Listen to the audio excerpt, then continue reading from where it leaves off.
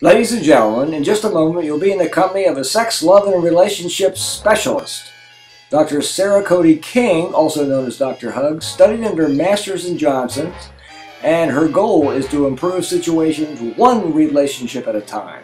She'll be assisted by Professor Lust, and here she is! Good evening. I'm Dr. Hugs, and I want to welcome you. I hope that those of you who are listening or watching will feel free, get the courage up, and it takes guts sometimes to write these serious questions that you're experiencing with your lover, with your husband, with your spouse, with your child, with your parent, anybody. Anytime there's a relationship problem, that's my specialty, and I'm trained.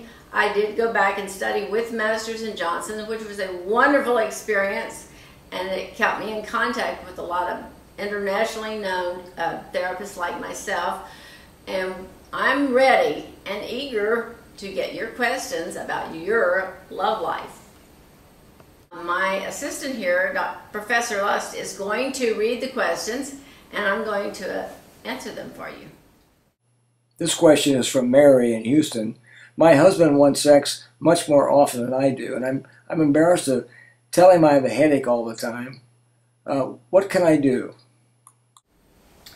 Mary, I have a hunch you don't have a headache all the time. Perhaps, but I have a hunch that you just do not have really good communication with him, and so therefore you hesitate about telling him that you're not exactly available every time that he wants to have sex, and that you have the right to feel that way. Some men very ignorantly believe that if they have an orgasm, the wife automatically has an orgasm. They believe that because they are in the mood, the wife should automatically be in the mood. These are things that need to be talked about. Communicate, communicate, communicate. I can't say it enough, because people's sexual desires are different. I mean, just like we have different desires for food or for length of exercise, just about anything. Our desires are unique. They belong to us. So your sexual desire and his sexual desire may be different. And that might be something you want to see a sex therapist about. Communicating to try to negotiate how that could be pleasurable for both of you. The next question is from Mike in Austin. He said, may I use mayonnaise as a sex lubricant? If not, what do you recommend? Mike, I don't recommend mayonnaise as a lubricant. I don't know of any studies that say that that would harm you or harm your partner.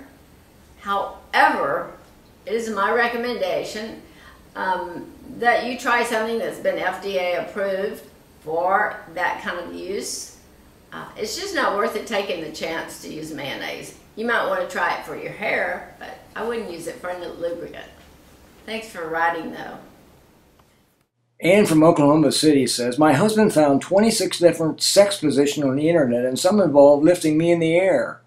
I'm afraid he might hurt himself. What can I do?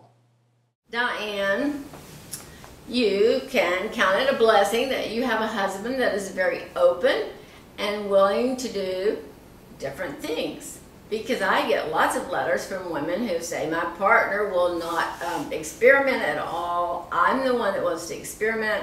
He doesn't want to. So you can count your blessing that you have somebody that's open to putting some spice and some sizzle back in your relationship.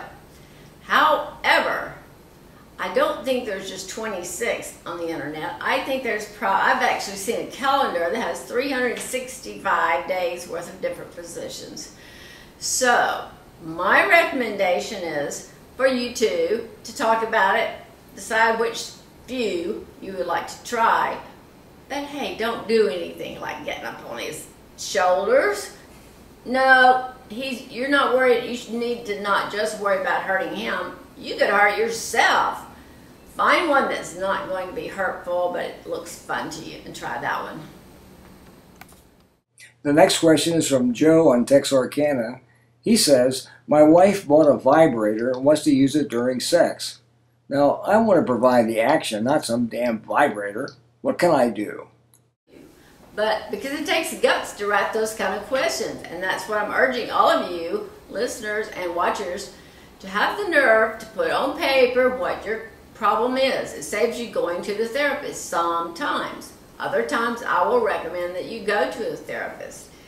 Joe, in your particular case, you're having some resentment that your partner wants to have sex toys in the sexual act. That is perfectly okay. I'm giving you permission to use them. If it's something that does not hurt either party, both of you enjoy, and trust me, you might even learn to enjoy as extra stimulation. It doesn't mean that you're not adequate. It means that she wants that plus. This is from Dave in Houston. Is having cyber sex on the internet considered unhealthy? Does it constitute cheating on a spouse or a partner, even if you've never met the person on the other end? What was his name? David. David. It constitutes cheating if your wife or partner considers it cheating. I recently worked with a couple. The woman was actually the had the sexual addiction to the cyber net. Her husband considered that cheating. She was giving a great deal of time sexually to this site, but she was not giving him a great deal of sexual satisfaction. They consequently divorced. In his mind, it totally was. I believe that she thought it was as well, because she carried her laptop computer in the car, even if she went to the grocery store. So she wasn't, she was hiding it, in other words. So yes, I would consider that cheating, unless both of you agree to it. This is from Jim in Dallas. My wife bought some white feathers to use on her during foreplay. Now I want to provide the action during foreplay, not some dinky feathers. What can I do? You have a similar situation as the person that didn't really want the wife to bring a vibrator into the bed. White feathers? What's better than a rubber chicken? I don't think white feathers could be very harmful to anybody. And particularly for men that are really rough, it's a way for you to give that woman of your dreams, give her a gentle touch. She may love the feathers. I'd ask her first.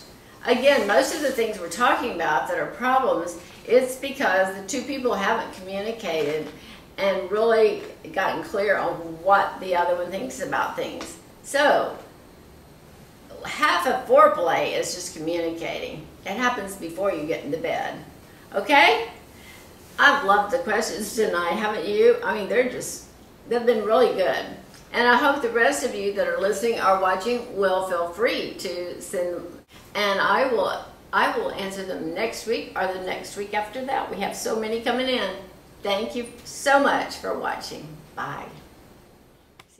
Send your relationship questions to Dr. Hugs' email address at drhugs@aol.com. Also visit her website, www.relationshipcounselor.